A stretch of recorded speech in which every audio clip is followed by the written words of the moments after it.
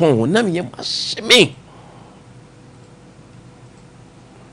amanyo sem ne yo ne etodo bia if you want to be heard and seen one hwa no didi atrahye a lot of chaff brantie beto during the campaign time, all in the name of say. So all in the name of say.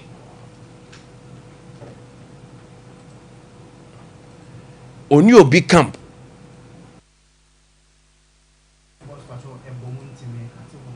All in the name of say.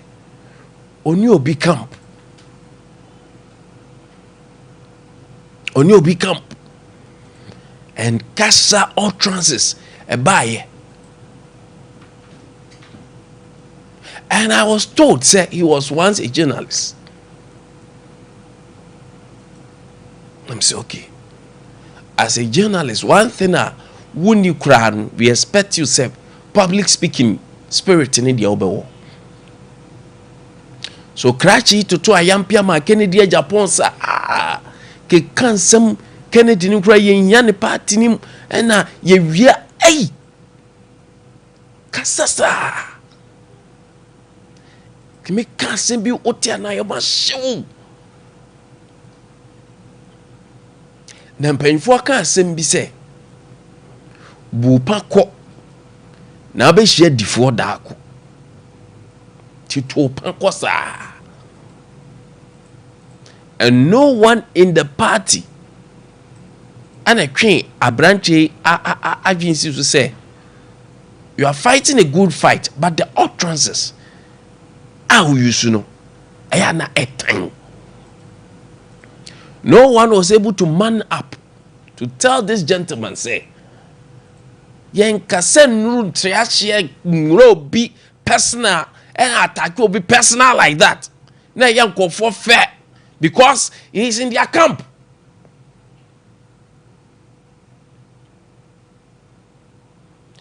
So I ask myself, after camp, no. Mombe say Ghana from to Abama Mwana. Are you not thirsty for power?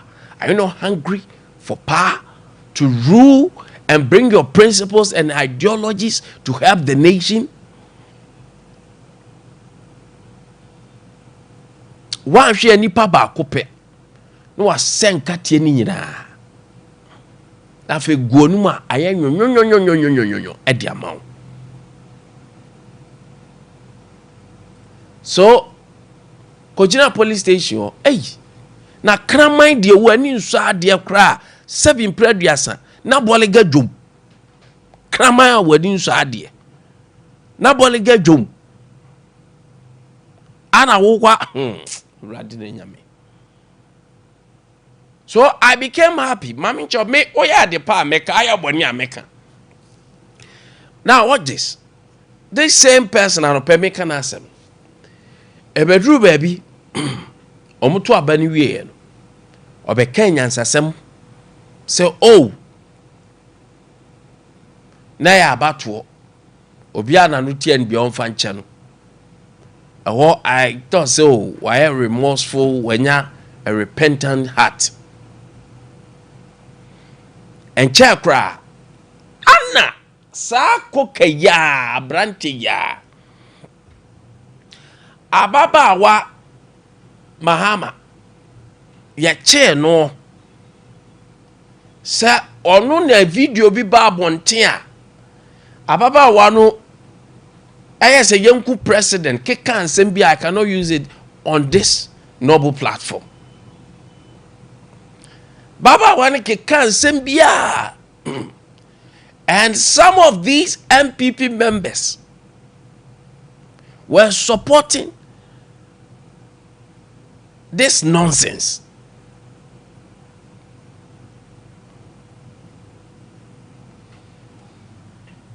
Only for so be criticizing the president. No. You can criticize me, we will criticize, we will sometimes chastise, but not to insult. That is the difference. And to the extent, say, obeka say yenku a sitting president and you hwa kasa bi owo a ye wokwan ya fa so enenam ho okwan a ye fa so nenam na ade aka ho asem but enye kum ke kan samwa because yenim say edru ba bi say o kan semhuna ube famous. Aside being famous, no, your party people will come, and then people have strong lawyers. These lawyers will come to your aid. Intina ye baku mienu miensa. Emra na ye kacha aban se. Ebi o what is a brand ye wo bunu region baba mandomo ene ye. Ebu aye extreme. Ano de ye kase ye extreme. Abenya enya tolerance kakra on tolerating your makakra. The tolerance level no wo form ye catch aban say on tolerating your makakra. Any a branch ba ko a ukokra dum so ho asem a ero so mu koche no ye gina ye ka say enye etan. Because na ye trango for fa hodie so and people intentionally weaponize it so be mafia nkofo bi.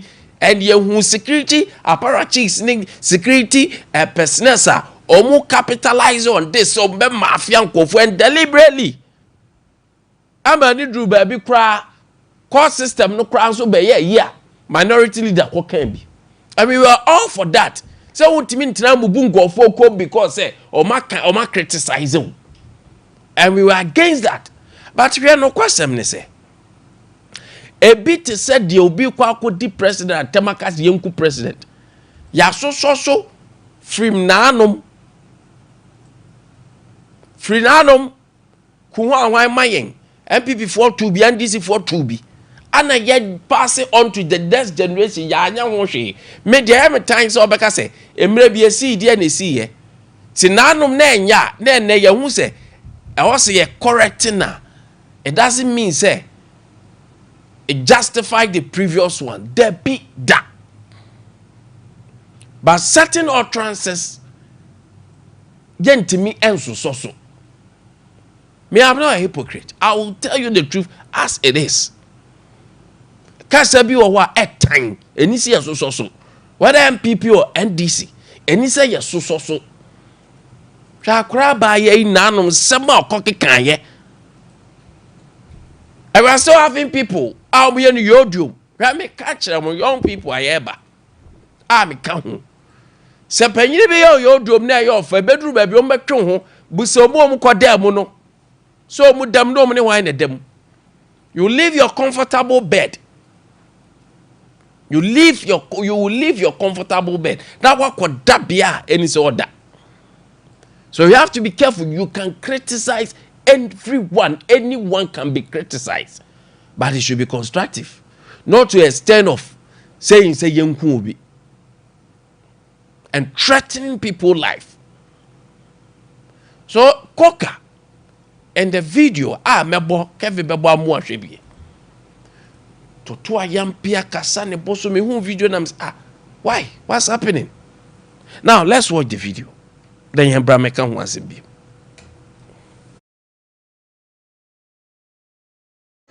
Old school. Case I am one here. Oh dear. Me, my from me. Send me audio be in the me. Met now when he does power, come up out. So, ma. Old school.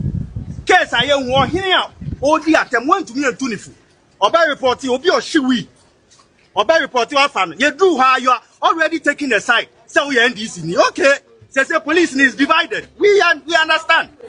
But you know you have a family, and you are just an officer, a civil servant. What you say? Tiasia, the battle has just begun. Me, my from me. Send me audio be in the me. Met now when he does power, come up out. So, ma, old school. Case I am one here. Oh dear, them want to me a tunifu. Or by report you be a shiwi. Or by report your family. You do how you are already taking a side. So we end this in okay. Says the police is divided. We understand. but you know you have a family, and you are just an officer, a civil servant. What you say? Tiasia, the battle has just begun. Me, my guy from me. Send me audio be in me.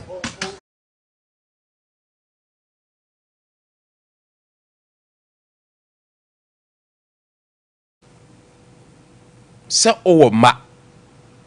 One or shall say our police station say we, which is illegal. Why accuse you of be said nipa ni shiwi? I don't cry police can pick you on. Why like this will be shiwi? And no crowd police can pick you on for evidence, for investigation. They can pick you on. Now, T. Now, I'm a lawyer for Kwajuma heading. And Osa Babeka say, oh, ma, you have children. Oh, threatening will be waiting them back. Oh, school. Tio. Now, innocent people, innocent case, and swap them all school. And now, baby, a lawyer for America say, a branch ya me jubala diaba lawyer for Aquaro. Me bo video you ya make action. So these are threats. Yeah, me say police for me jana. Na omu jano on a humanitarian grounds and now be. They are branch any kind there. Massa, Ghana Police Service. More CID department and we investigation. Sign your way, you know how to analyze this better. Though per our training, we will know how to analyze videos and audio. We know how to do all these things. I know said Ghana Police Service Bia was asun and so the fact that crash all carry you on also a branch by now also go shame. I'm telling you, no boy police for more investigation. Nipa cross shiwi omu kwachi do mu jado no. And then threat will be a deal with the person. Make the time cross will be body and audio be some do ma be dasi. The man I all day. So kind of nonsense ya na me be say metibi over brabo. And he went on to say oh ma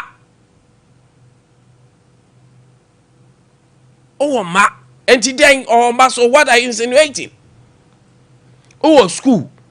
What is the gentleman saying? Southwest to Nukra, what's a police for no action man be chiri. What are you guys talking about? Come on, we cannot let people be bullying people and threatening people and go scot-free. Nah. What it? I come say nan will be can de chain. Nan more kind na ya nche ntina. Sabi sanse hunu ne to aso a eye chain ne to aso. Be yam hu memma too much. Adam say umuadia kraman boga jom na akwa bupa. Oh bon dog. Masa, we should be truthful to ourselves. Maybe I hope me yam shame no. Hey, all threatening what you obi ma and school. What? Dia na apesa hoka.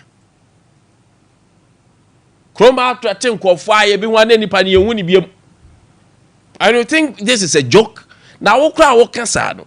Nyame ampato do obi fa ho ko ye police kro no ne bade bone a. Onim case awapa ma ho. Nipa bonfo bi ode post ni post fo mu na no mtie bebrete tiankofo na so saa. You wouldn't know say because police now offend you obi. Ana wo wakoka. At the hour of the day, kwaya bone. Na ba be show. Sometimes you have to be guided. Baby, I can't say where you have a police station. Baby, I can't say me a police station. And now, baby, I'm not lawyer for I am a straight lawyer for on a Obi show on Ekosi saying Bononso Neti, the response of a lawyer. Now, me say that case you me be but me anopar me enra me stressa. I say wow. Lawyer for we good. Lawyer the audience say client you be defended and I love lawyer for what? Why you need na? Why you need na? Defend it.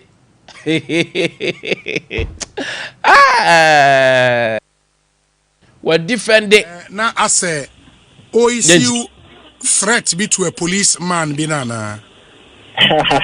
And your policeman and not issue threat to the Yamano. And on threatening will be Yanyangaza, internal security for the Bakwa, a friend of Boyo, and now Kuka, and no, now because of say or your party security into the area, friend police. Okay. And on now, I can say, who police. Oh no, yase party ni on your party penny, you know, as one can ever form. Now, no, on your tumia or better boy or said, now boy on so bushing for. Now, no, see, on the bush and any chin say, and not yet never start finding so obey say, it is an encounter, an interaction between or new and one colleague, and your before so near there and Tokabi. But because the word police ever out, and Ghana police force also suma. Or more taking into that angle now, and also responding to appropriately. He share as the day and she, the police for the catcher. And not just the police mentioned in the video, no, now any police as seen a Ghana police service officer. David, any Ghana police officer. Boy or no, my friend police. Boy, a friend police. Oh, Obi himself, boy, a friend police. Because boy or intelligence officer. A different intelligence, a different police, a different national security, a different. Now I say, issue threat be to a policeman, binana. And your policeman and not issue threat to the Yamano. And on threatening. Me, my guy from me. Send me audio be in the me. Met now when he gets power, come up power. So, ma, who school? Case I am one here. Oh dear, them want to me and tunifu. Oba report you be or shiwi. Oba report you fan. You do how you are already taking the side. So we end this in okay. Says the police is divided. We understand. But you know you have a family. And you are just an officer, a civil servant. What you say? Tiasia. The battle has just begun. Me, my guy from me. Send me audio be in the me. Met now when he gets power, come up power. So, ma, who school? Case I am one here. Oh dear, them want to me and tunifu. Oba report you be or shiwi. Oba report you fan. You do how you are already taking the side. So we end this in okay. Says the police is divided. We understand. But you know you have a family. And you are just an officer, a civil servant. What you say? Tiasia. The battle has just begun.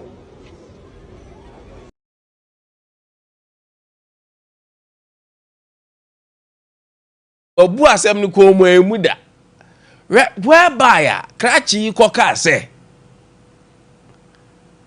Watch the say we NDC ni. So the gentleman was not talking about ni oni colleague MPP ni bia na ekasa.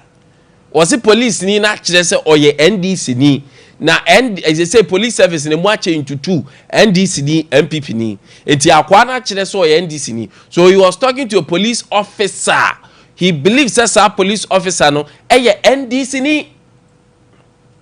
Now be there kra o the simple logic o be there ka che o colleague MPP ni say unya tumia o be kire no. So no say MPP ni. Now MPP for me unya tumia why na be kire ni yonko.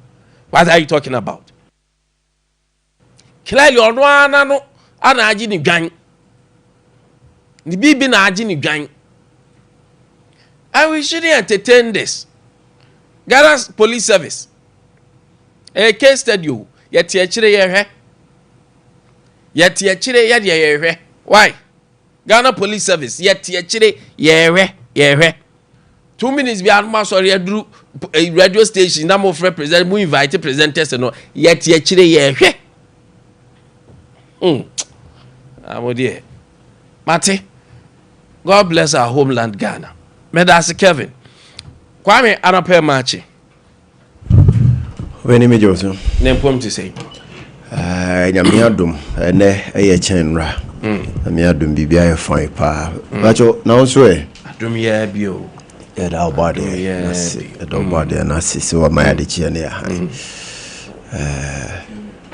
Da nyame ase. Alopa ima yenche ya tifo ni ya hwefo na endo mase. Ade Akye Abia omode omukasa fidie de to Sompa 93.1 ne omo join your Facebook nso ya do mo asepa obeni se fie so boko weekends no ko ye am ya dom amencha baabi ani fo nyina okay na no me kodru baabi ani na jise mo bi bai na sen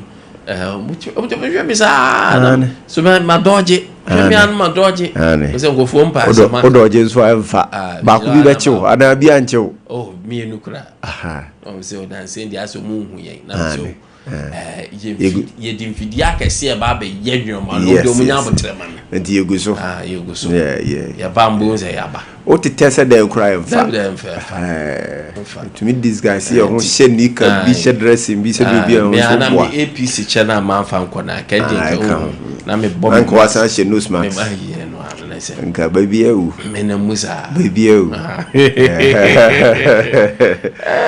baby ewu ya metiasi na me ne ye boafo na me ne ye boafo ba all right Haruna Edrusu ani asiedu ketia na efion tokwa de eba ya na enwram sa yes but ye ka chom say they should focus especially on Haruna Edrusu asiedu ketia de oni meka o or the party for neka but Haruna Edrusu should focus because ono ana education side yes into ohia dwen a ode be dwen because teacher for a egufi a yemfa wo mu whether won pay akamu the condition of teachers are there be the ban office samre ye hia ne che mre bia ana party bia be yemra one hand education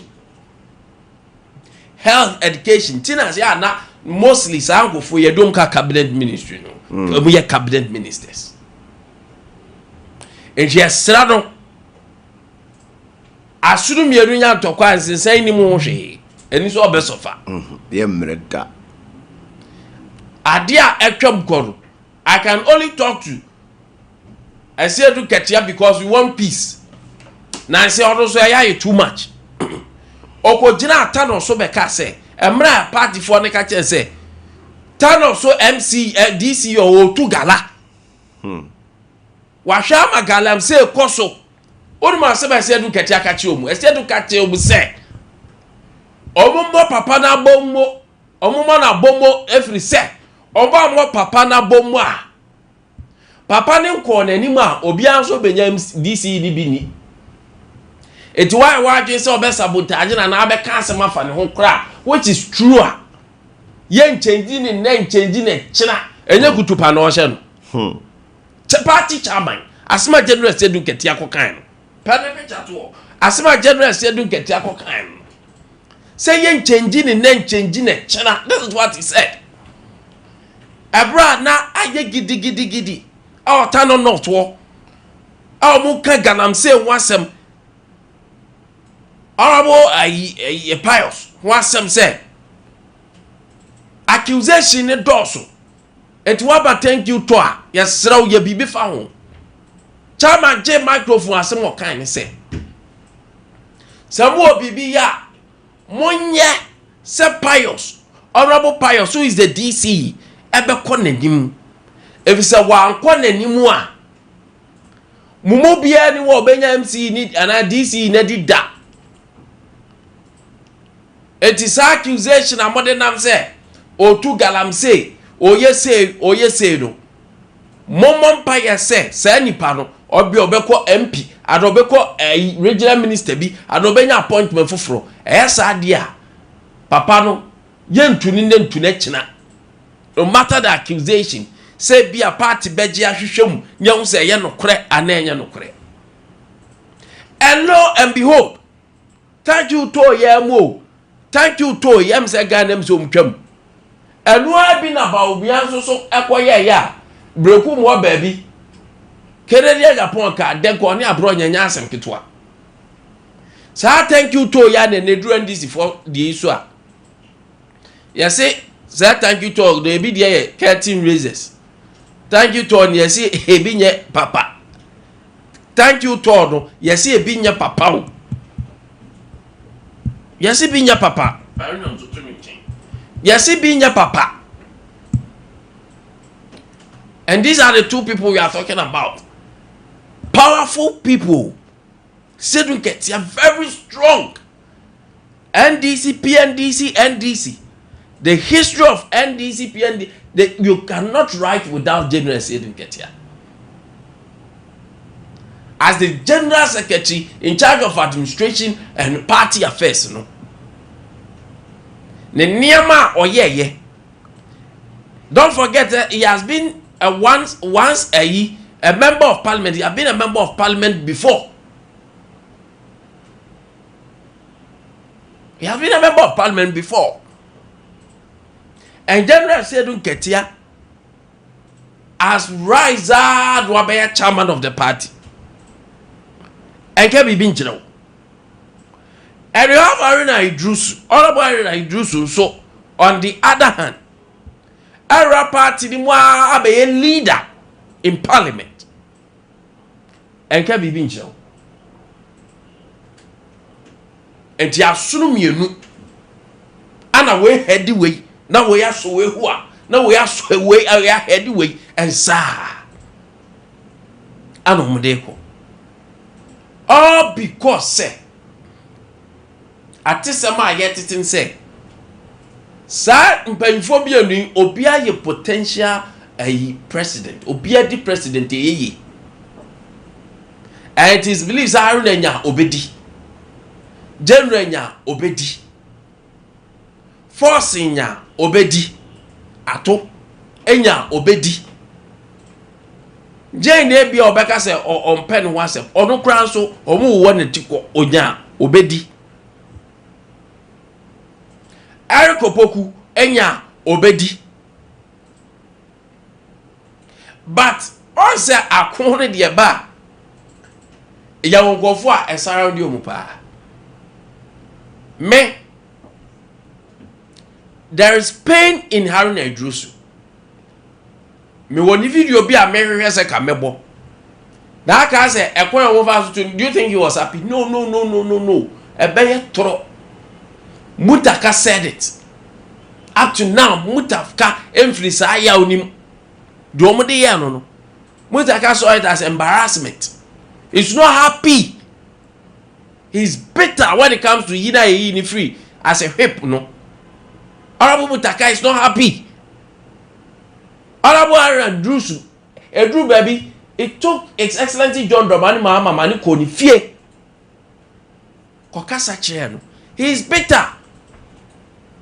Those people who changing executives, not no more than he, but for the optics, also say there is nowhere General Sedun Ketia will be in the good books of Haruna Idrusu. There's no way. I remember one day interviewing him about tuna yetuno. Kopesa video ni bihe. Kope bihe. Maturely. Okakasa kwa rema unse. Okinkweche unse. The man is bitter. The man is not happy. And he's not happy with that time. Nipa no dimutintimai. Eye General Sedun Ketia. And I said to Ketia so, when he said, there was business as usual, now cost to parliament. And he needed to change them because familiarization and familiarity between Honorable Ade who was the leader, minority leader, and Honorable Chairman Sabos who was majority leader. To him, be a those who say, business a cost to do. It also was a son. I don't say, oh, baby, Adruno. Parliament or BB Bekabia is about the economy. And to hear your economics and our financial person. And for that matter, at all force in was over. Infrastructure. You need someone or knowledge with infrastructure. To show me say Abuzam Gufimo or Munewo Sa failed no. So he needed to do that. And then Osisa Umuno. MPP NPP forces the sir honorable say chairman sabosu. Edientia. Still they believe say the only year business never they are changing. And that time now Ato was very fine with Afenyo Markins. And Zadia young pen with Obia on any book and quickly omni Afenyo buy because Ato and can be chose that they are people they were close. Omni are good friends. Omni related well. Tian Kofa Afenyo mra. Bauti Afenyo. Osia drew baby do bet timini. And we know enya haruna time kwa. Hey, lobbying wo we persuade people to buy our ideas, our parliament. We negotiate, we trade. And you get me trade monfa speaker mayen. Yes, the way bebamo, yes, they trade. It is there. Unless you don't want the truth, our parliament. Ano mo de sa remwa. So sa tokwa na aba no efri baby na gia oni wom ti a share do get ya no dru baby no hu ni say asem na wo so no so kan o kire ne side mu enti nchire mu bebrebe no ene de akofa abayo. And you cannot be hypocrite and say she in course why na catch you. Then you don't understand politics, you don't know what is going on. And enyankayo Sahara na drusu trinity so ono so president didi na general so ba e ho na mbehu nsem pa e ho ye beten nsem pa e ho ye se obo aberewa na ana wotem panyin nsem Kwame ram na mre ne ko obedi pen common doors ma me na sia no pay na once again yen chair tifo ahwefo na ye no mo asese o mo kasafidie Eda Sompa FM, Sompa TV, Facebook, and YouTube. So you don't want to anopay. Anopay, my main fan check is from Dr. Philip or him anoche or a clinical coordinator at Wachra Government Hospital. The man a special good morning anopay. Hopini, some no doors. The audio we nampese medican a soho kakra, sir. The ebo boba de fa haruna idrisu ne asiedu nketia ho nsensem yi omu yempenifo and they should know how to alter and someone who do be free omo no e wo be bi ombeko bia because omu mienu nyina so politics ni mo no though asiedu nketia is ahead of haruna idrisu way more. But omu nyina nso te politics ase omu nyina nso build your mo politically omu nyina nso experience omu nyina nso exposure no so I think omu mienu no said omu te politics ase no maye politics nso ache na Ghana for any experience omu ekuta omu no. This is the time I was say omu maturity ni experience ededi na Ghana for from political divide BR say NPP say NDC say CPP say PNC womudi ya disua edi free omo say a time came na asiedu ne nkatia ne Haruna Idrisu fines of disagreement emerged free Ghana's parliament when it came to yes leadership ni ye ebia ekoba say omumie no nya vision ebe contesti one position. In all of those things, you know, one more experience, one more expertise, say, one more matured, one more expertise, say, indeed, they are not only living a political life for themselves, but they lived a political life for the next generation to learn from, to copy from, Sebeya. And the politics here, toda ye kan bi mo kasa twie de attempt se o mo contest ya de ana kwakoye nsem bebre no. At least it will be an example at the matter for. Said ya da ya kase sie dun ketia ze wababa ye nipa bia if you talk about Ghana's politics there's a lot to learn from him. And yemubi cry yes suggest say one shall central book and found no one life one in the political life Haruna Idris nso the same thing. Kwan Faso handle Neomo Kopium Ghana's parliament at the heat of affairs. Then asefo said you see handle the majority. Don't so a war na the minority no so di obanim na nsem ahodo e koso to me say majority want to have their way through all of the time, but ugina exhibit say yes, politics war, but then we have a duty say ye members of parliament na yante ne ho nsem bi e kwa bonten no.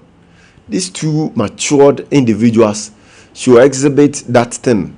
Me who say internally one more issues there internally, one more vision internally, contest beba, but they will contest ideas but not insult themselves. They will contest whatsoever will be at the board. So near who say when they are matured, when they nim the oka, when they were experienced, when we be to me handle the breno nti yamfa mano no eno ne yepa hu. It shouldn't be at the attempt as usual. Omanyina omanyini omani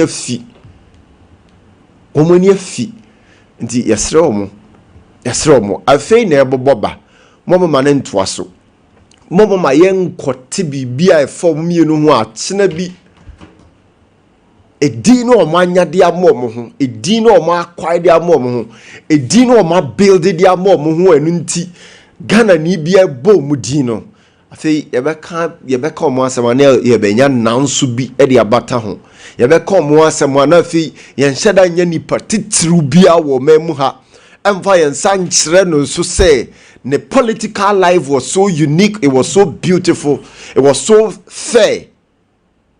Yeah, Nidian say, "Usia now the true biadia and tiasi womb." They shouldn't let any other vision be a do money so and may destroy one political career, because they are example to a lot of Ghanaians are Ghana for a show. Kwame Nkwantabisa South Africa so kakra. But the far a year or more attacks on other Africans that was South Africa. Yeah, much of us won't be in few of men more than us for and Rakrabi who video beer. Nagana nibi ne saluna wabi South Africans no catcher and say on free hodum na in some few weeks to come. A South African will occupy that a year saloon no ababe pretty. I think it's a test case for Africans. To me, baby, I metra mete ne said me si hu ne ma ne nkomo a metete ne Africa and ne yese ye pese ye independent ye rely on neoma hodo na mrofo no ye mu hunu se ye de ye ho no. South Africa case a test case for Africans. Why am I saying this? Sene ya kasi ya pasi ya dia ho ya pasi ya dia ho they belong to ya nyina ya pase ya ne ya money ya hweso ya resources ya mamrofo mehweso ya resources ya bema individuals of African origin and na say country origin ene behweso na fe wo ma produce niam hodo na mrofo no ya mo kwan emo mo mbehwe niam so mu wi o masesa ni nyina de akom krom se koba se wo mo ka se okay se sa na mo ka de ne abibifo am wo ye kro so ye ma mu nyina mo go back to mo countries are. It's a question to ask, say, can we receive our own omo amaya hodo also? Can we omo Denmark, omo UK, omo USA, omo he ya ne abibifo ye de 9AC form say your resources dear wo ye no ye ne aye ba be produce ya mamrofo no mesesa nko biem no na ye pase ye de ye ho no se ye kase ye de ye ho na sa amrofo yi kase wo mo pamo abibifo wo man so a wo mu ninkrata se wo mo mra back to Ghana, Nigeria, Guinea, Benin, Burkina, Senegal, Niger, Cote d'Ivoire, baby Biana. Young Africans, now, are we ready to receive our own and get them jobs? Ghana is setting an example mate say hande ye the plane na si wo ye tro mudi no omaba wo mo ban so a ye bepo mabia mo matena na fe ya hyase ahye mo kutu pa ma mo seed money bi e de ahye bribi ase. It's a fine move, it's a fine initiative and a fine policy from the government of Ghana. Na send a clear message to your partners ahodo wo wiase afa na nyina say Ghana de ho Ghana de ready. Ghana de we are building our own country. Ayem person mrofo bedi esubim. And I will commend Kujeto Ablakwa for effort ahodo ni identity ni a beautiful image award ma the country Ghana. Eti yemfa we ntu ye trimu se enye South Africa nko ne mmom South Africa to me Kwame Nkwantabisa bia mete ne mfonyini no me hwe from afar ne me nti ase a me wo ho a it is just an example and a test case say these things soon ebe shase happen from other countries ya wo mo be kire say ene mo mefifa mo nkrofo Trump ne share ase ya nte ase ho news no ni message no ya hunu mfonyini ni ye anya clear to us as Africans. We had other countries ahodo no so in African countries or makasati so we didn't get the message clear. Now South Africa is making it clear to us Africans say ho no mrofono doso ti mrofono min kan sisu se me wo nyina so se kutu pase mama before no nko ye be nyuma wa ha na mo anya nyuma ye na before no mugu haro na agi mu nyuma ye ti mo nko na so mo nsu tu sa na mo no say before bi o mo South Africa enkwa. Let's understand say South Africa nko na ebe baba.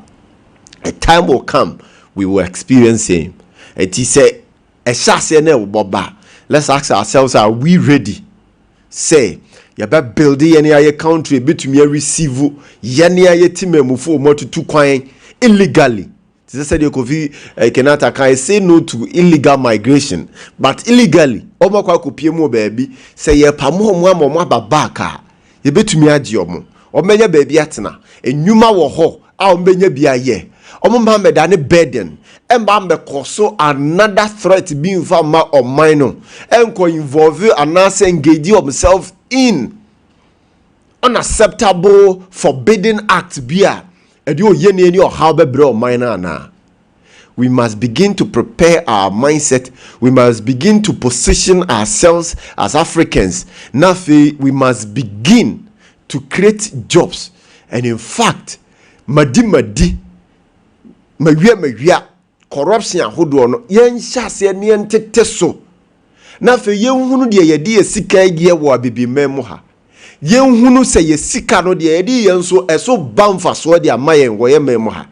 Yetumi yesa we will get this mrofo se wo mbedwane abaha so mo be pay adwuma ye because adwuma wa because ye wo resources ahodo a senka ye mpanifo ne akandifo ne de omo na esi omo na so si form so no matter to nyoma ya oh mama meya nka de omo produce no hodom no mrofo yi bedwane so opeso obaha oba so oba be investment ye ne omo agreement. This is what you are going to do. You train our people. You have a lifespan of these years baba ye wajuma uwia de wanya bia ne de wo bia ye ne waya you build, operate and transfer and also ho ne ye ne nyina na fe ya build ye mabunu no so ye sheda atiti omo wo efa baby say mo nkoje ntete wo wi na mo mfamra mo nyintete wo ha sei mo mfamra mo nyintete wo ha sei mo mfamra ne nkonko ye kwa se party manko na ye de omo kwakọ disa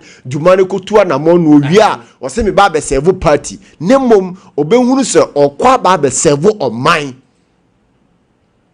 Because we have lot of people womo scholarships so ye de omo free omo ha ko but womo wi a womo be party adwuma instead of oman adwuma nti de wo so ye no oman nya na so mfa so no onye The certificate in the kutano no di keke, but or minor enyana somfa so.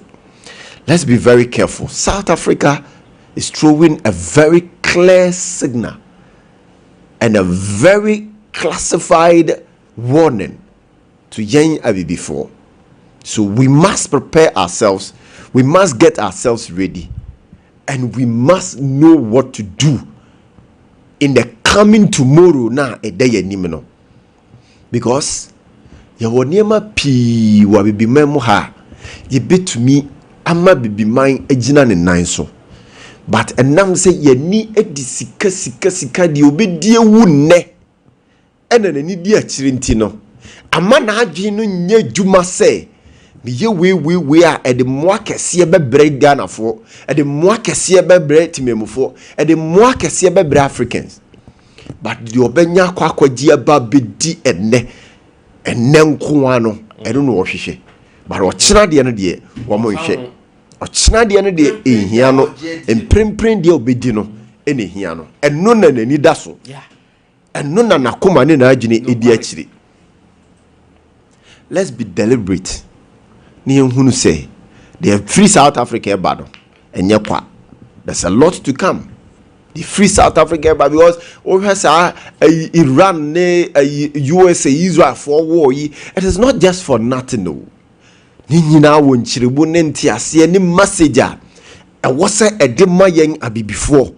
Now ye ready because Kwame almost abi be yes, yes, because sa oil yes, you see, I don't know world market kese na fachi sika no Kwame abi remember we bekwa kupie bu won fa ba bia all you bi wo ho.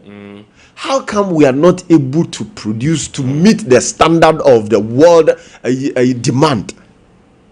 Na den so ne nkosua ne meye ne sa ne nduru sa demand no. Exactly.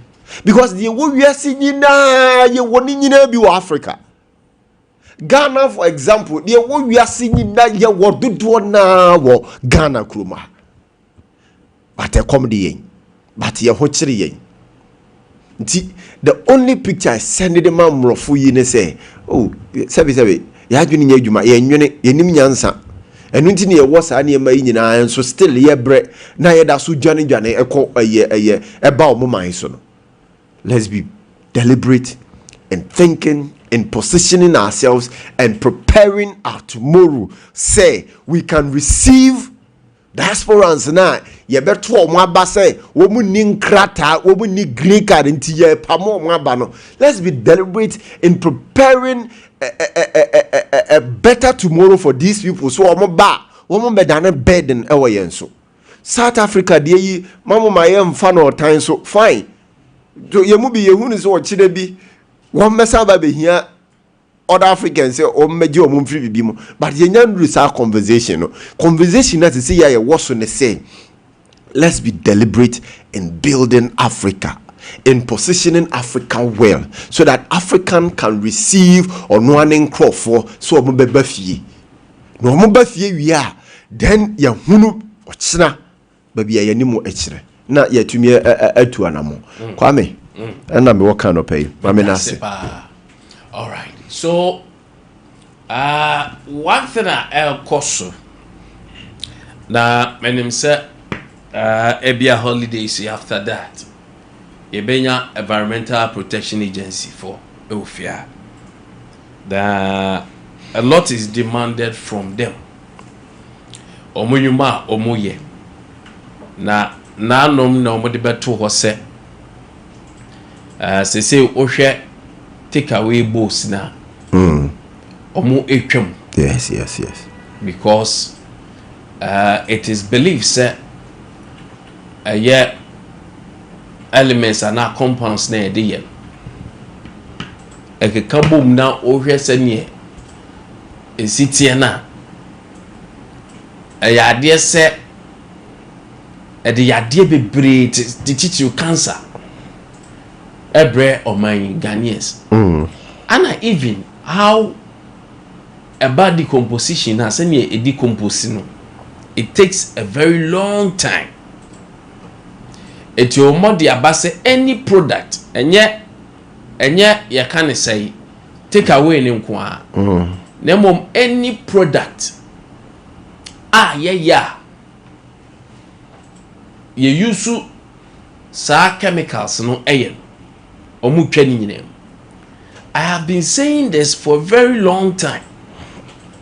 Na mekaka rubber yadunum koko yade ti awachi fam na se kura de amana ye bebre ne se okwa akoto aduane ba ko a se ye mu ana gobe kura ye tigu white one na ye sa the black ashim because almost say o de share colored one ni mu ya na ye transparent amanfo hu tom de ache white no mu de akwa share black ni de ataka ni tuomo osum ni ye de share tuomo osum ni bu wia eno so o de mo wa ye se o mi se ana de akwa share tuomo osum na we de obi abe so ase de ne kura mi na den hey why no problem and this idea ye de share etuomo osum awia ma ono na eno so yes ade akoshe colored one mu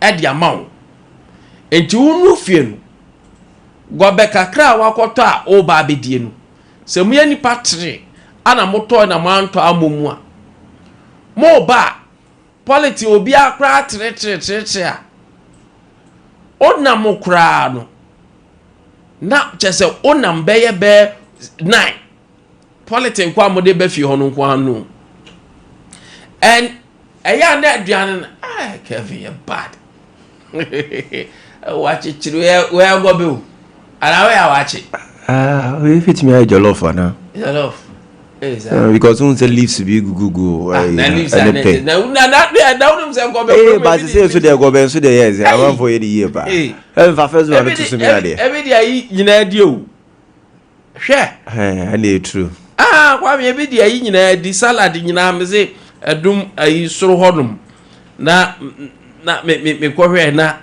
ayi leaves ntimide bi se mono kra na bia ode ton no we say gobe no kra no mu je say dey omo package gobe no tu omo package na nkasa omo je leaves nyina ka na say the last time we come hu obi a wodi gobe ne ayi taria ane na leaves kro tim dia na taria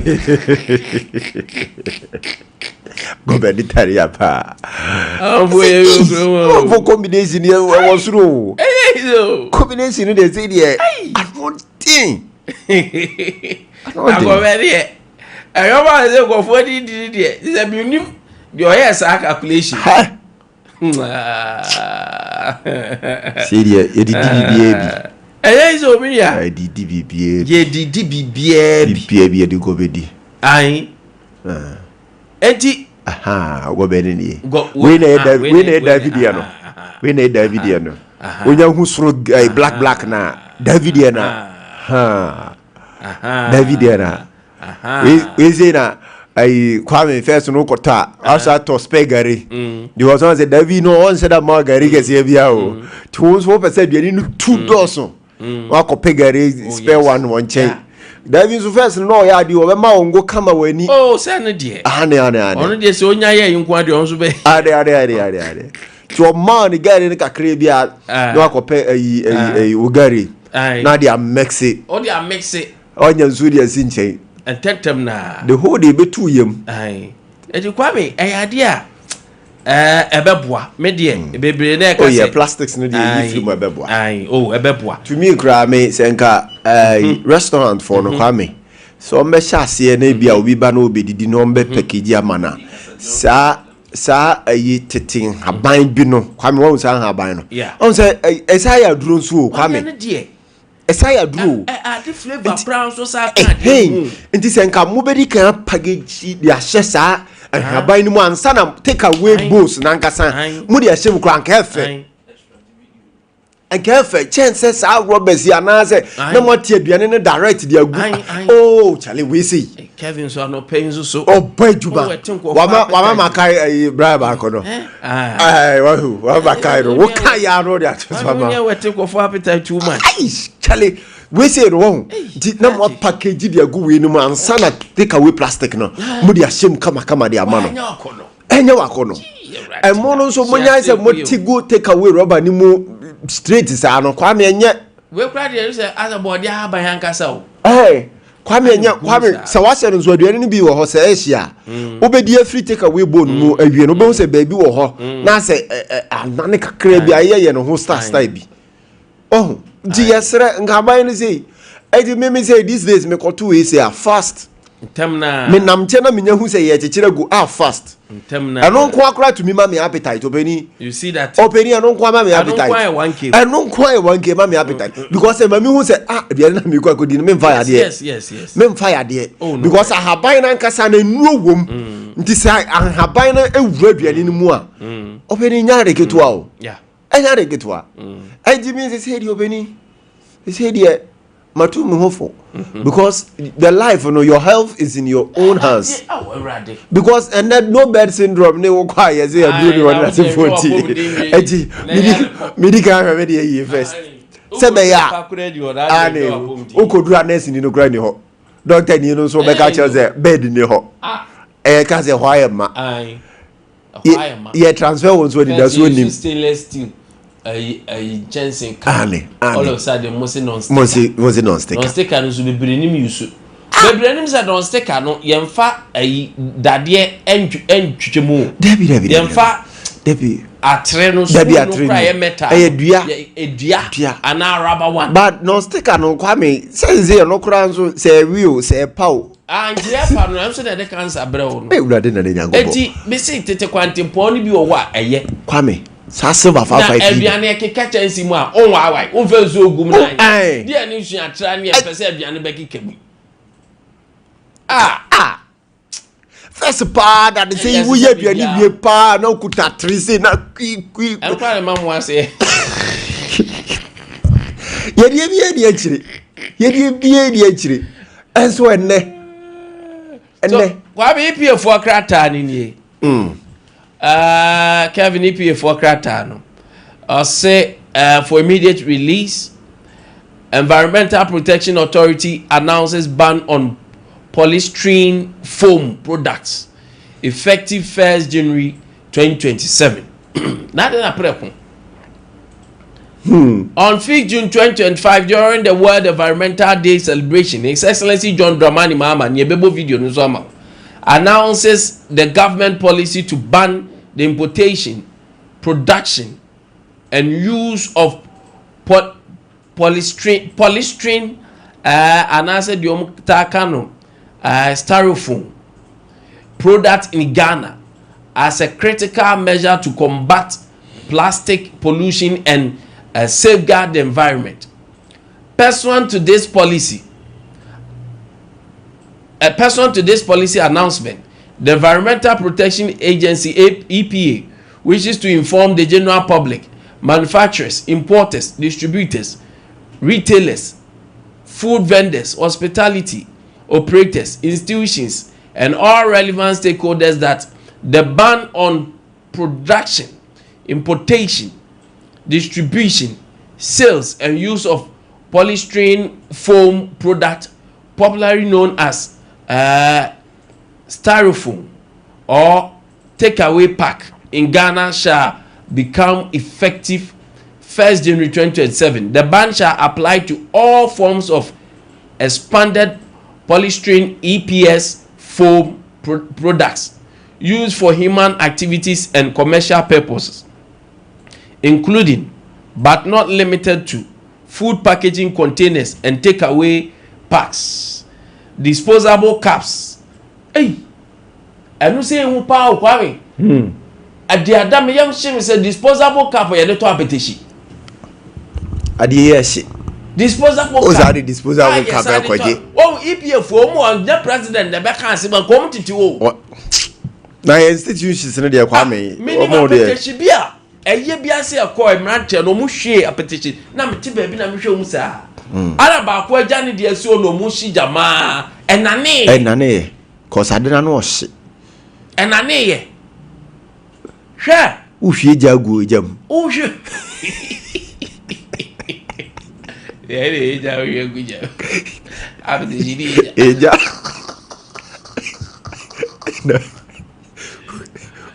Ushiago. Bibi o baba. Ushiago Roba is asu eja. Na nisi ya de ku.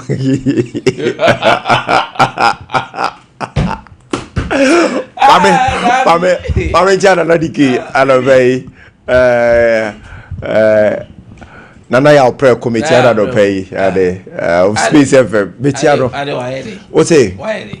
Oh, sisi ana na asema besi mitrim. Because everyone wants say. I mean, Media Daddies of Daddies organization. Hey, Obedi. Oh, dear, because Nana told me. And you want to be too much. I did be Daddies. Hey, had a special good morning, I don't pay. After Aussie foam packs used by restaurants, chop bars, and food vendors. Ceiling and insulation materials made from polystyrene foam mattresses, and an answer and bedding materials, packaging and cushioning materials, any other form of polystyrene foam product intended for human use or consumption related activities. I mean, say most countries are banning this idea. Oh yes. Right. Advanced countries in the brace idea we mun use so. Omi anom dia begu ye so ha. Ai. Omasisa begu ye so. Note the prohibition shall however exclude EPS products specifically intended for medical, scientific, laboratory and diagnostic purposes, subject to applicable regulator. This policy directive forms part of national effort to protect public health, improve environmental sanitation, reduce plastic pollution, promote sustainable development, and ensure compliance with established environmental standards. Ane. Obedi krata bi so Energy Commission. Ya abekame sa anope. Eti omu bisa say obeni wasi ufi awie. Wasi ufi awie. Ya wote baby. Se wasi dan kama. Afi wasi dan na wie no. Opese oye wiring e wo sa edan no emu. Na wo be wiring so a hwe na hunu se obepe meter enu nti wiring na obe wire dan no enu na beboa amawanya meter na de aba bebo fi hodom enu nti ansa na oba be wiring no Energy Commission se men kan kire se hwe na hunu se nipa oba be wire sa edan no oye certified electrician certified electrician de nti omo kasa ne se ne sa manfo pe meter omo bre no mo say na third person na goro boy and obi so animwe na faskas kakra we bra na ye say na dibeye bosome afe na wonya meter but so who you so certified electrician no be ye wiring na Kwame oye wiring ni wie ya pe obekwa akopay inspector ewo electricity company of Ghana anase empenifo a omohwe nkane so no mo nso aba inspector hwese wo wiring na wo ye no Kwame ejina ne nan so bibia ye kama enkoko trigger na ochire bi eja bi mefa fi hodom because ye pese prevent sa na ema ni nyina enunti inspector ne be inspect wie ya pe Kwame ye be notify Energy Commission so be ma wo nipa na ye be waya ofie wo dan no ye be ma wo message na ye de be ma wo so Nedco ECG VR phone so be nya sa message ni bi ti ye wie ya no wo gina sa message no so na de akọ office no akọji wo meter Kwame enya fe na goro boy and process na se but what we tell me no say dem si kire wo mu no ko certified electrician ko fa kwan chen bia wo and now we are when you certified inspector abe inspecting enti ebia wo mi kai wunim nipa na beba no hwese card bi da ne kon mu ni din wo so Energy Commission approve untumi hu so ambacho ne phones adoso ma wo ba enko no nkonko search app certified electrician GH app certified electrician GH app sa app no oko download pe Kwame wuru so a na opa bi a mete ehwa mete kwabre mete abuakwa mete sofo line mete hanom me electrician mana ba be waya me dan a de wo sa nkofo ni nyina di wo so de oben wo no behu no na Kwame wakwa koyi no number no afre no wa mana ye simple kra eja hihye no ye ma so ate me meter na no so di be ye boso mi nsia afe no ye mani nyina to atwa afe na akotua ska no obi afe na akotua oh engofo bo ase me wa link melink nso oboa tro any link bia it is simple format we wonya fa so Kwame wonya o meter ofie no so ya waya na kama ama na gira ne na so meet standard no se be ye eja hihye bia ma na o meter nso wonya de ama nti Kwame way free energy commission aso ye omode aba ti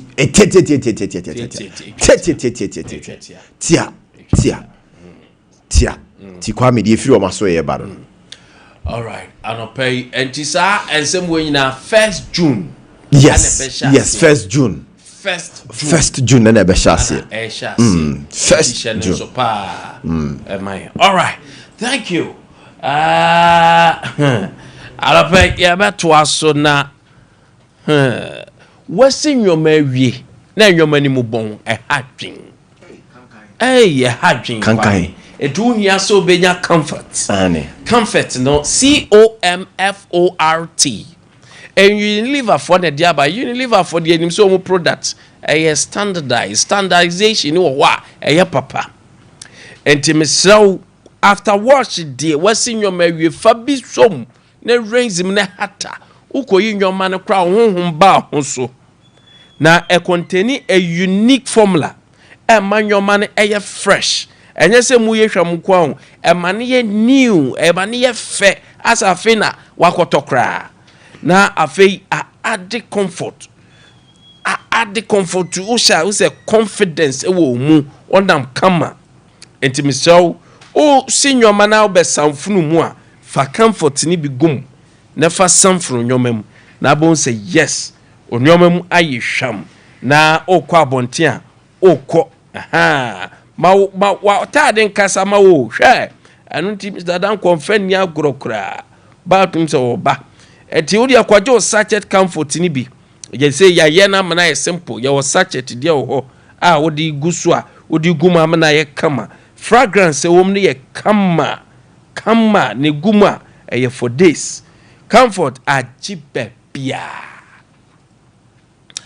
arapa Robert father na drone na make comfort dia ma Sir ohonam ayo tichiti ohona stroke acho ohonam ayomre pressure diabetes usisi na yo ya mreyo ya dia ye kwankwo ne wo so menua ohia Roman father drone father Martin Seba Mr. no na di wakagire mu onko jibi na wo twenden ya dia nyame ye dura nyame nsa wom na etu ya die bia ase ye best medicine for all your sickness for 0247919122 0247919122 0552668517 eye Roman father Nedron Rasto pharmacy shop eba shop bia benyam bia to anopa RSYD no VG studio sonko studio abama ye nyina ye RSYD no VG studio eburate ne nyankopon ya won kran malama bia se first Kokroko street na no kwase mum se Ghana fa ne nyina afre ya ye beba your state of the art facility your studio papa bia mamu twa movie mamu twa skit anasa wo ya anniversary bi wo pese stream wo pese wo ya podcaster for the fraying your professional camera handlers omu ye videographers omu ba abeye video ne camera e dia ma your machines cameras are puzzles ni se eni da kwankasa for 057 471 5778 05747157778 and 0303974822. Tago eba Mr. Nanapay and also make comfort the amount. What Bema ne say? What Bema ne say a can be? What Bema ne say ye bua udishia? What Bema say on our shas and you say what memma sem was so and ma impotence erectile misfunctioning anyhow or brata go eba Mr. Ho unya tinka saying or ba Bema unya tinka edi yayo. And I say infections are who don't know do correct. I'm so competitor go eba Mr. pharmacy shop, drugstore, herbal shop, Bia Benjamin 0243 228 296 0243 228 296. Anapa Hedro Bianca dem. If so hene na ankasa aba clinic aba 21st clinic. Yade bia omo say diabetes, say ye pressure, say ye sickle cells, say ye yade bia was bia omo hwe nemmum. Ya specialize ewo sciatica mu. So we see a chitwen wa ebesu 19. Ohonam wo bubu agu anu na wonim symptom e chese yade kese eba. Me so obomode na bra 21st clinic ne nhwe once and for all. The sciatica expert. The sciatica expert. Over 15 branches all over Ghana. And your call center 24/7. Juma. Offer ya baby a Benny Amwako 0540 311 311 0540 311 311 0249 311 311. The sciatica expert. Yo kuma se hwa overseas. Yani afa radio ne ben so Sompa TV Sompa FM wo shuro mo fom. Oboase Council Quarters, Court Junction, Accra Dome Market. Accra ya Kotantra Hill. Sanso na Sunyan ya wo Sunyane Regional Hospital ne Sunyan Teaching Hospital. Nkransa ya bo Techima ya Ogian Bank dan daden oba be huyen 0249311311 0249311311 Fre na ya mwo. Anopay OCP Ghana Limited. Hey, what to watch and day? A full mre naso. Season no edru.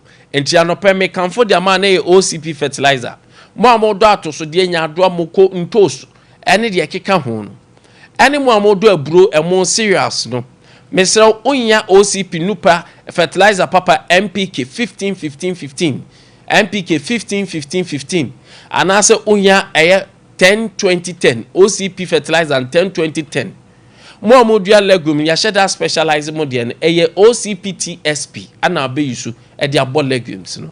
Na wa bon say yes ye wo nro and ye wo nro ye fertilizer ne fertilizer OCP fertilizer e be ma no ba na so do so obenya mfaso pia fe obeti kwaye ase obenya mfaso wo kwaye mu eye OCP fertilizer enye entosa wo pa mu a red gold green violet as a Ghana flag there be a ma rainbow colors in how OCP fertilizers ananope me kanfo ede ama mame na me homra na anope me ba ya to aso edi nkomo eho ya to aso edi nkomo enso so eho yera dankwa atanase na anope ogina mama the new patriotic party mame na me homra zi the comfort afterwards fufro na beja na nuham wo mu a ema wonta adem ye hwam na ni da ho sa fufro wusi ne mahwia fa comfort friends ya wo de samfro ne emanum no ansa na wahata afei sia bonten na ma wonta adem kasa mawo kwaji comfort sachet wo provision shop ana market ebe wo wonta adem be ye hwam ena bebre comfort age bebia fd age dwedi enkrato yatum.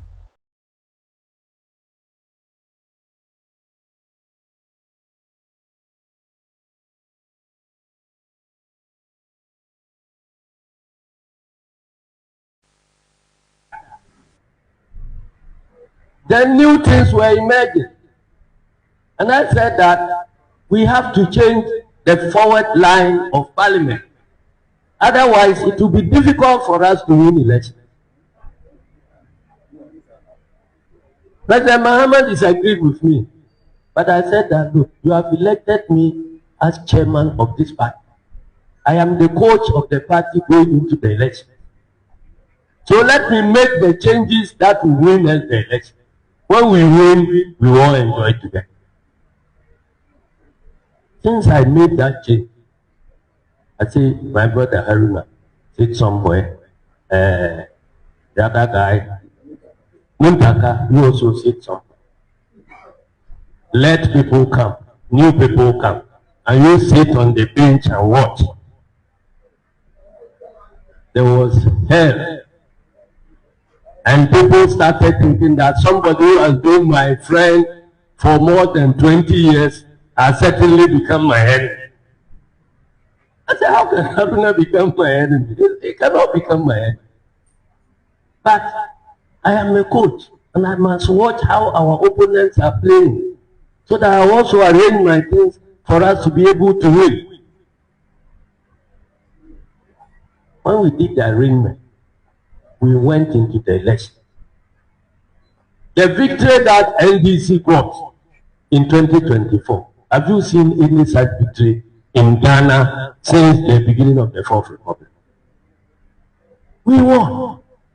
After winning, I told President Mahama that we cannot ignore Muntaka and Haruna in the setting up of our government. So they need to be given big positions. President Mahama agreed and they gave them big positions. And we are working together. So if you are in Tamale here and you are forming groups, Haruna group, Asiadun Katia group and so on, it is not our case. It is your case in Tamale here. It's not us. Because we are working together. And so, Chief, I just came to thank you and to assure our followers that NDC will continue to be one. There will be struggle for positions. There will be times people will be angry, others will be smiling. But at the end of the day, when we are struggling for things, we must make sure that the vehicle we are traveling in together will remain intact. For his thank you tour, not the other thank you tour, the proper thank you tour of President Mahama. Proper thank you tour of President Mahama as President Flag Bearer. What cannot be said, Mr. President, we can say it. A proper thank you of President Mahama, not the getting.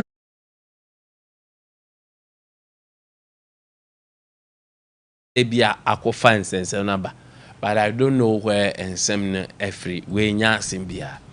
I think say it should even be a matter. Blanket policy to nationalize mines. BOG assures of adequate reserve to meet rising forest demand. Describe current pressure on CD as temporary. Haruna versus Sedun Keti attention could distract government from governance agenda. Dr. Osei Kwapon.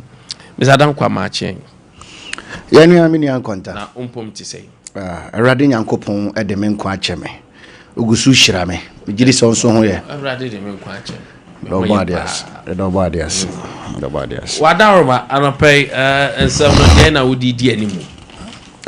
Gwantana no pe ma memfo afidi kese so Sompa edu economy and say chiri po ba 93.1 FM ni TV so na menchi ahwefo ne etiefo a monso etiewa bonti ho nyina na menko the good people of Utafo constituency.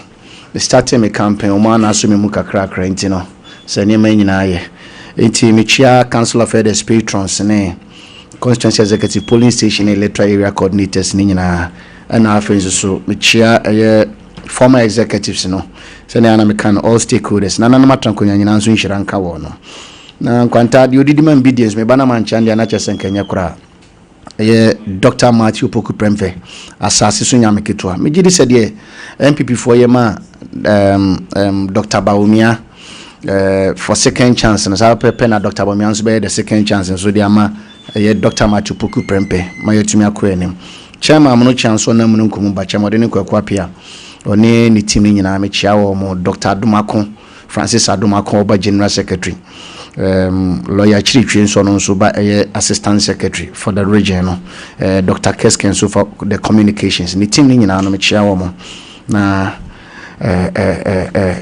nini Akufi Poku nso so hwe safo mensa nso so hwe team me chia mo nyina no pe kwanta ma memfa economy no enhase as far as the say Bank of Ghana can say they have enough reserve to deal with this temporary shortage of dollars in the system.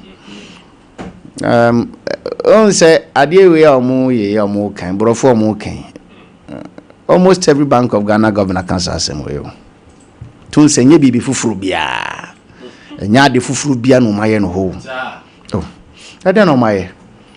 You see, somebody left you a gold reserve of 31 metric tons.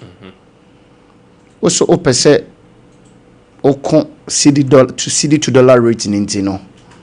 You sold 50% of your gold reserve. And I'll be also dollar above from and a dollar ne kosro. So what is happening? The Kaiser Ora Addison, a Bank of Ghana governor. Sabro from Wakachere in the okay be. We a Ghanaian Times some 2 years ago. I say we are talking about some 2024. Yeah. Thereabout. Ghanaian Times na report here. We have enough reserves to meet forex needs. Governor BOG. Until today, we can't wear anything different. What it means in say, yeah, you're more brofu. And ye be before frubia. And now, one more 2 hours, 1 more year. One more chrono, be ball mine car.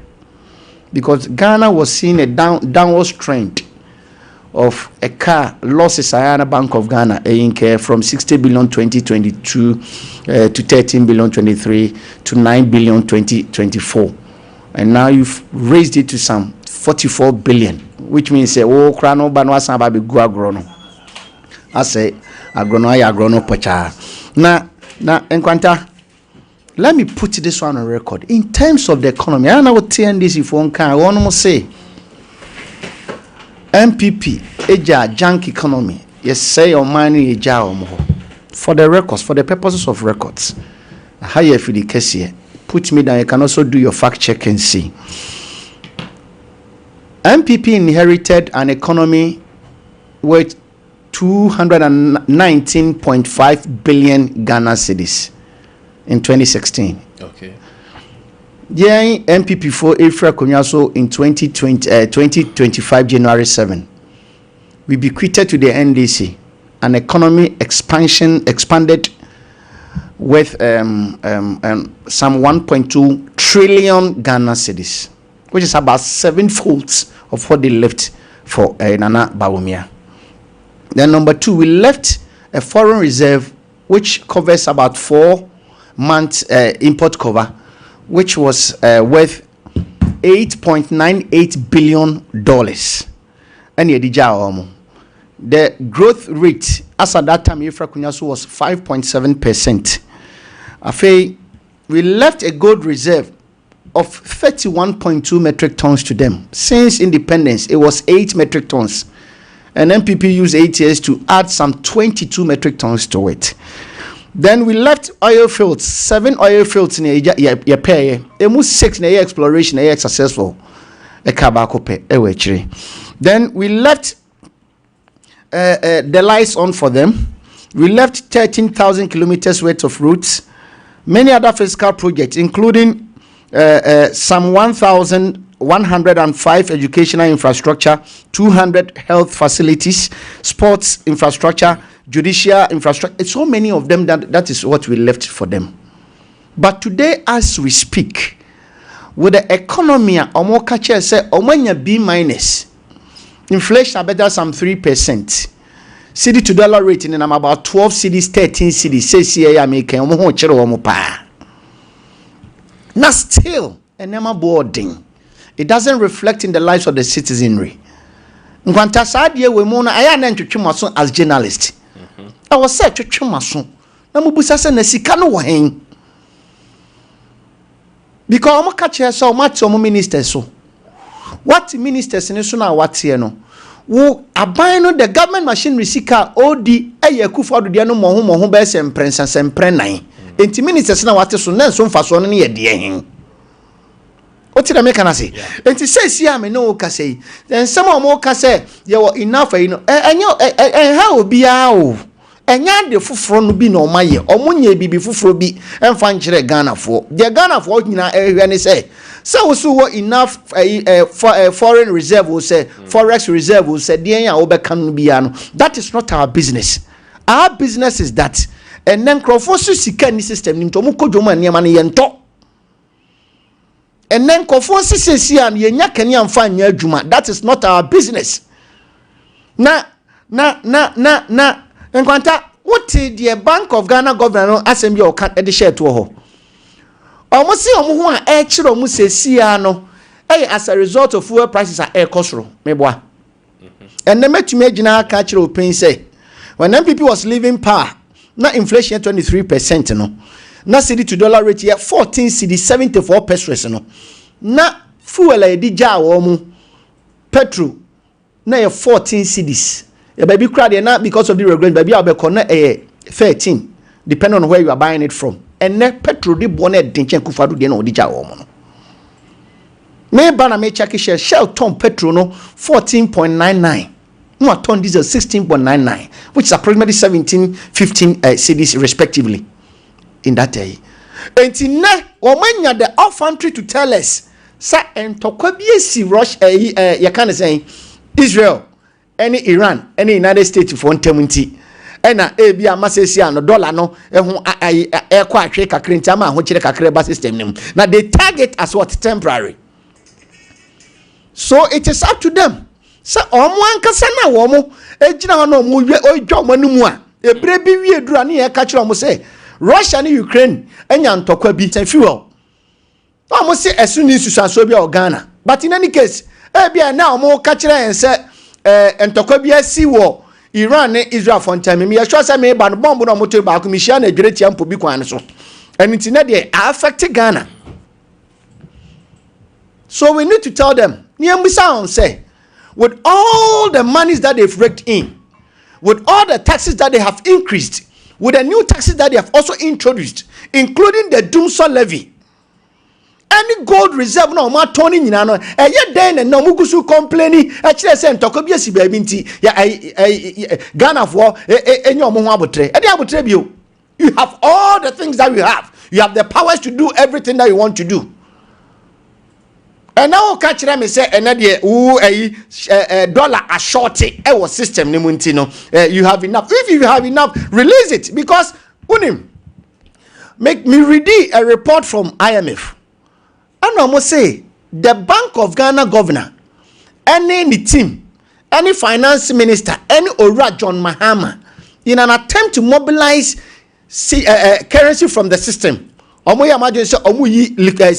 Free system anymore.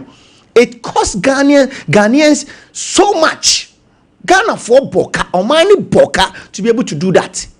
I don't think necessary for pesca umunyeskano. So it is up to them. Don't be here. But Ghana for you journalists for no you should be asking them. Ye gold no more toma wine. 19 metric tons of gold no one better to send a good hono. Omo toma wine. And a year then omo ansu koto gold 8 metric tons omo san boka 9.6 billion. Enti mumusa wo omo no mo nkyerɛkyerɛ ba bi esika sem na fa. Nini enti a still abesi ne kokwakufo da so tuka se still Muhammad omo ka wontumi ntua wonka. Sane teacher phobia ye adwuma 60 months ye ntumi ntua wonka. Anas wo be ye ntumi ntua wonka no se sika no bebrebe ni nyina no afa hen. Ana ama no ene oman no Asia pinia ye da so esumu a mo se gi edum so levy ka ho enso still ye nya kani amfa nya adwuma woni nya menya adwuma nyane maachi na enwom ti say so Mike ne mame good bibi adedin bacho bibi aboko na so mo ye obo ade adu ye mo ye pa aropa ye hwe Central Bank BOJ abeka chese sidi na ekofom no animu ya temporary na omo enough reserves ho omo enough reserves ho no ma ombedi beba abema nyoma stabilize so Ghanaians shouldn't panic, we shouldn't worry. But I'm forecast a central bank for brofu there's nothing new under the sun.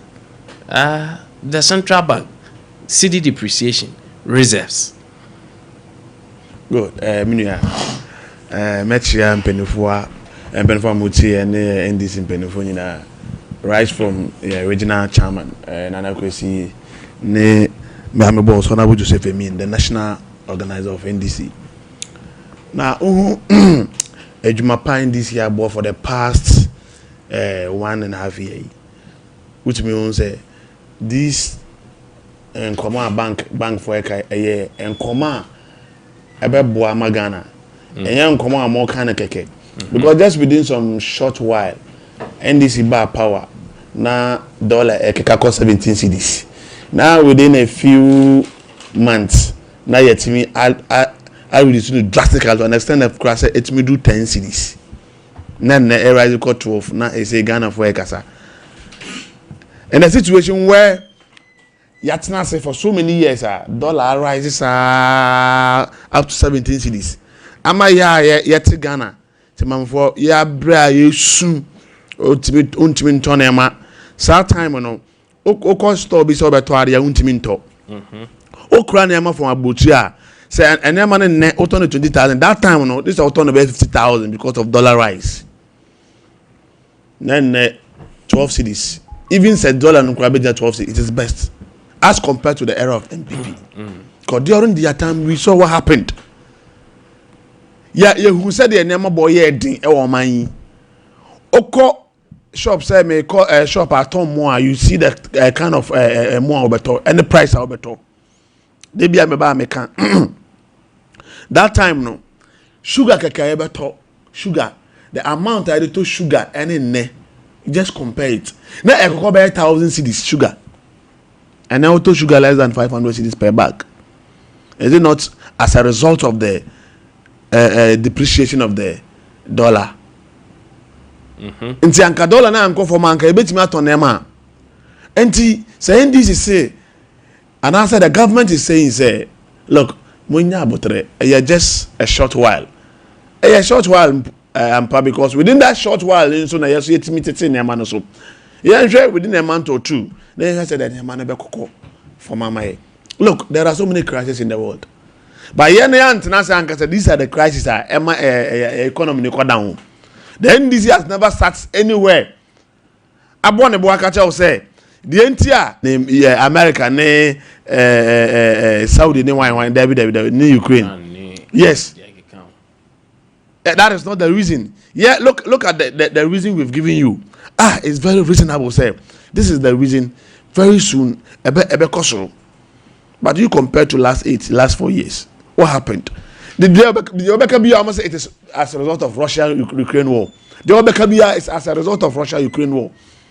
Until we are being justice to Ghanaians. Say, look, and nema ACC, and yet, and shall nema ebetimiya how my NUP, and yet temporary and economy be a experience system. Even America, there was a time they yes. So Momo said, stability cannot be on the graph. Enkoso nyese ya wabra graph na enkoso mafo. Sure. And now say, mama reason say, temporary because of nyoma ye witness we are seeing now. Say a day and pa na mo kache Ghana for because ma kache say temporary. But what can say, momo reason into say aban twa mu a ono ka say Russia war. But momo ma blame say though and to cause to US, Israel, you can say Iran, but more function. So sure. What exactly are you communicating to Ghanaians? Indicators be. Okay. You see, there are some indicators that we are working on.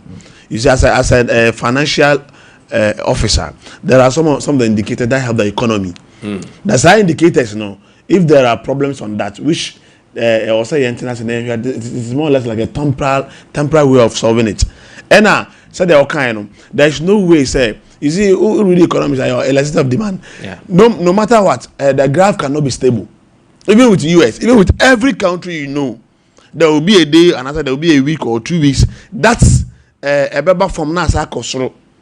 That one for sure in every economy. Because August are very stable, you are not God. I will say from the Kosoro.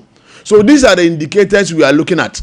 And even God willing, just look at since when we won power. Just look at that time up to now. At my stable, this time around now, that is where we have problems. And see, those complaining are only complaining because most of them are being an BNPP. They are complaining because they realize that they have witnessed the good side of the NDC for so long, and now that and then let them also complain. Say let them also complain so let the Ghanaians also hear them. But that is not it. And the issue on the ground is that on the ground what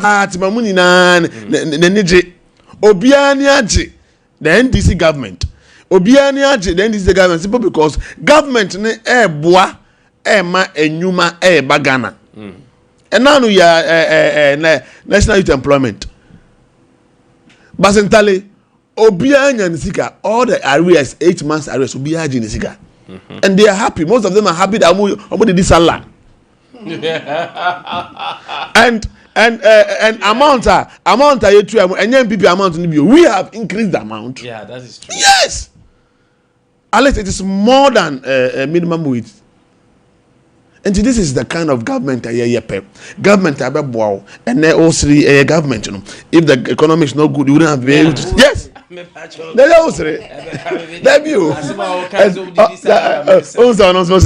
I'm telling you, say, look, the economy is very good.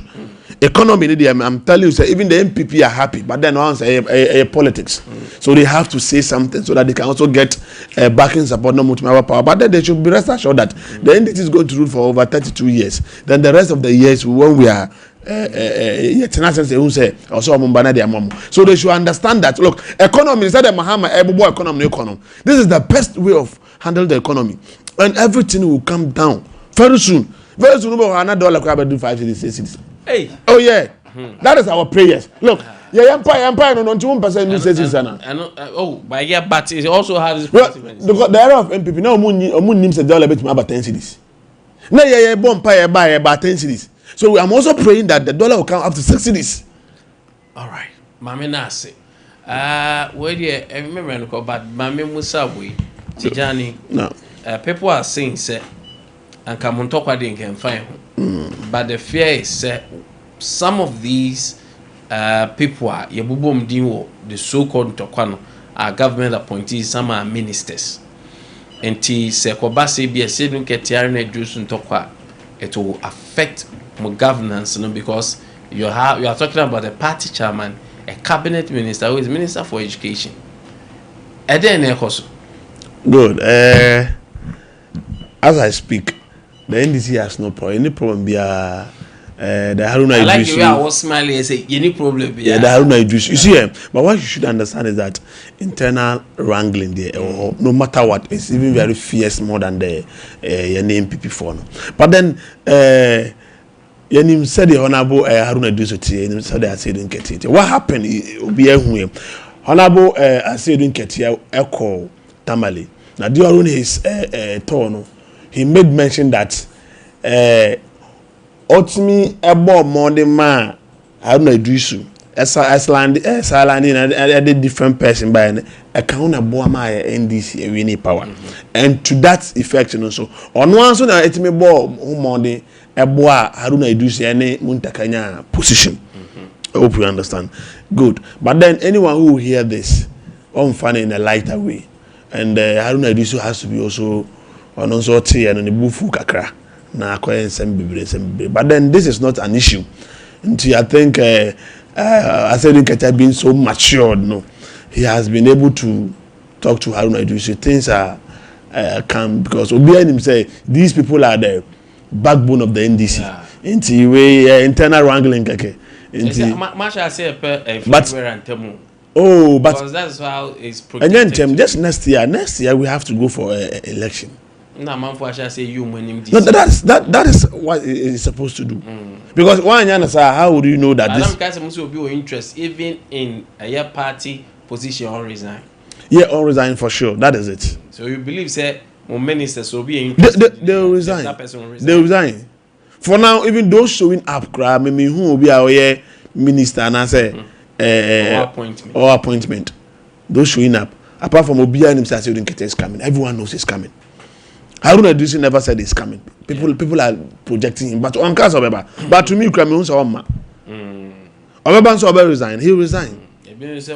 Or no mass but or bass a running mate or the need. Oh, running mate. It depends on the Obi we need flag bearer. No? Yeah. So never appointed running mate. But said they are all camp money be you feel. Yeah, for sure, for sure. So sure. And the NDC answer. Why party? What you should understand is that NDC is a very peaceful party.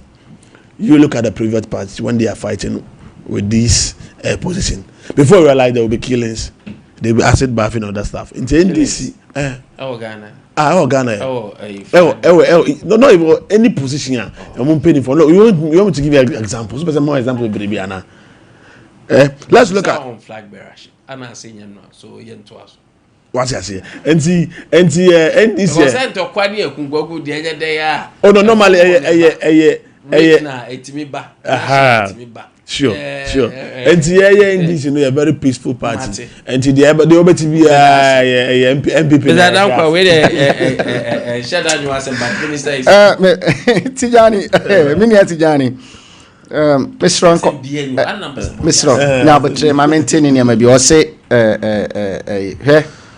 the economy as we speak, any cedi to dollar rate, you know, and as a currency depreciation, you know, it's not just anything kekeo.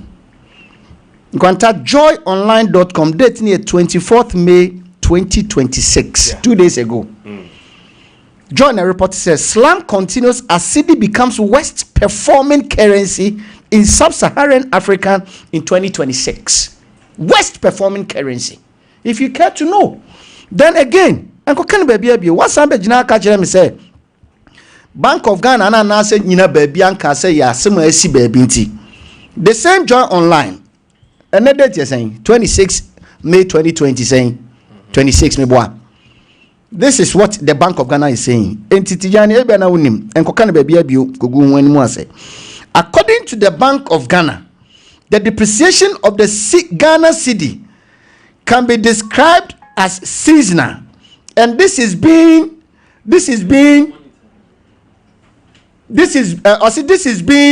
by fuel. This is being fueled by demand pressures from the energy sector due to the Middle East conflict. So you are attributing the cedi depreciation to what? The Middle East conflict. Then again, in 2024, in 2024, cedi to dollar rate in this country was 14 cedis, 74 pesos. It wasn't 17 cedis. So you check your facts correct.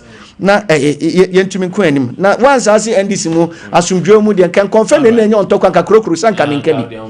All right. Now no kwasam pa ne say Harry na Idrisu ani muntaka ankasa asidu nketi ampa o masem. Ah. What chiri wa mo kokokokokokokoko.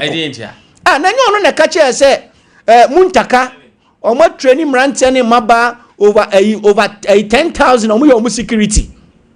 Wamodi omo list akoto muntaka table so se muntaka for omo adwuma ba muntaka ntumi for omo adwuma edi nyina ka ho na wo yesa Harry na edu suppress on fa this security guys omo no mo ye adwuma 2024 no on for omo adwuma na list ni da Harry muntaka for omo adwuma na list ni da muntaka table so na se we said it live on TV.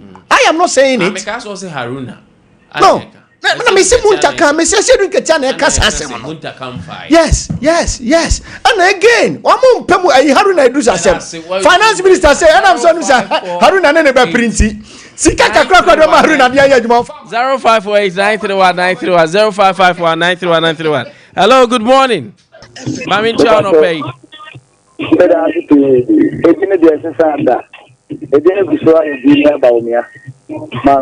just from the my children thanks so much. I mean, up until now, Buka, mother, and that is the comments that is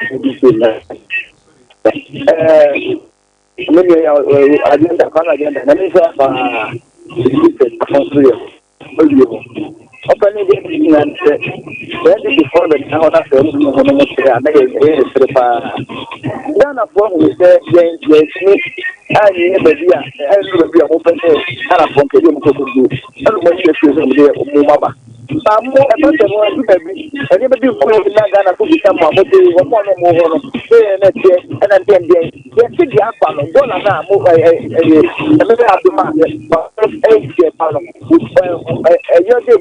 number 12 I'm not sure about for the thing just to get me the problem but I'm not at the end that I'm not going to have a problem And I see this Thank you. Hello, good morning. Hello, good morning. Hello, good morning. Kevin Mintinico. Hello, good morning. Morning. Yes, sir. What are you saying? Yamia don't answer. Oh, Chris, I don't know. Good. Let's just say, and this is one of the serious kakru. Because Ghana, no, you are in trouble. I'm going to take the more current in you. What did you say? So, no, that's the thing. Ghana, so almost I'm a Ghana mocha. You say dollar is a the more dollar you're feeling. At the end of more, yeah, Ghana for the more we say that you do. If you say you got 12 banana near Temokafia, if you know the most better, that's a moment Ghana need. That's a year and better. And you have to get up because of that. I'm not free education by it. It is a bit matter by any mama, no matter. That's it. Mr. Medasi, hello, good morning. Oh, too bad. Went to me and you know, so Kebo, Moma, Yenye, birthdays, you know, and few of Miss Embrano Etia, Sompa birthdays in few to my radio.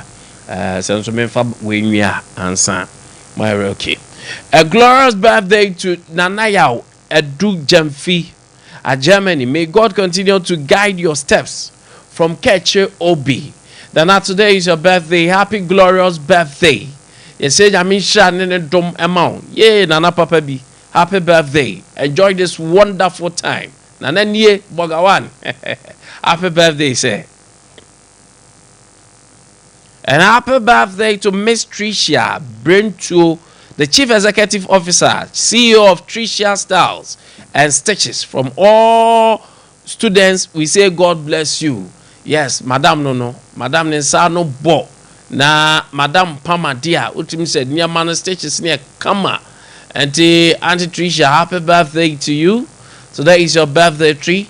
Enjoy this wonderful day. Onkwa dane so mo do pa. No mo say nyame insha enso amount.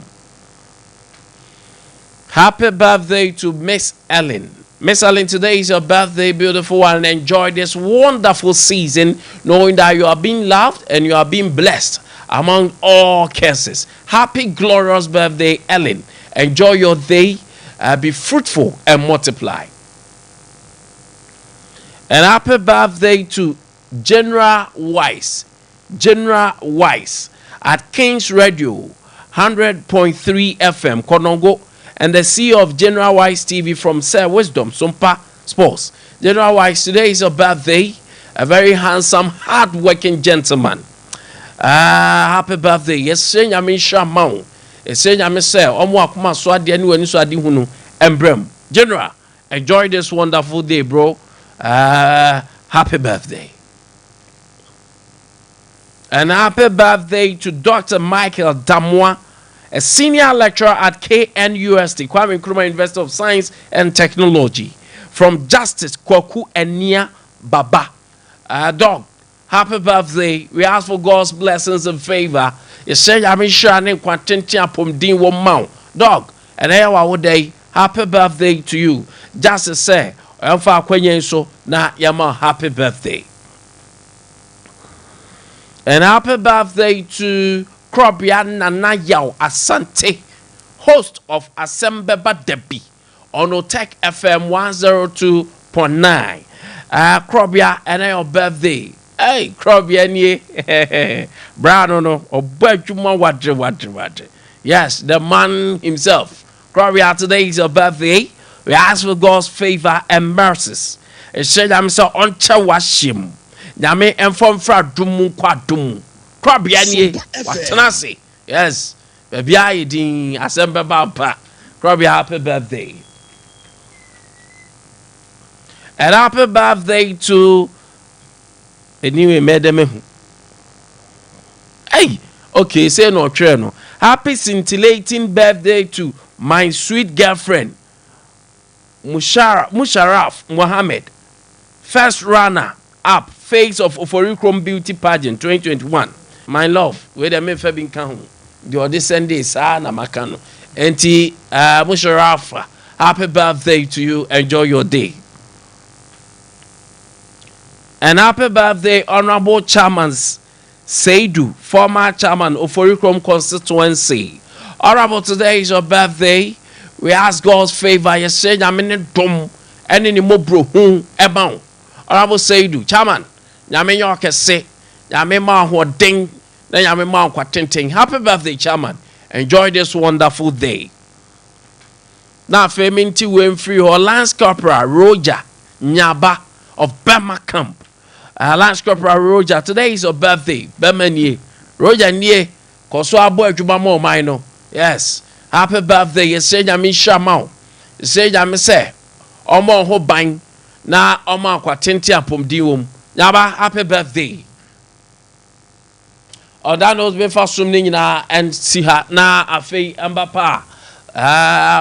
Work, wisdom, prince, in Kumsa, and Memman Mabum Dino, Anope, Omo, Emeye Juma, a friend and Kwame Nkwantabisa, a man for Nkwantabisa. I'm humble to always serve you. Yamisha, no, no, can say.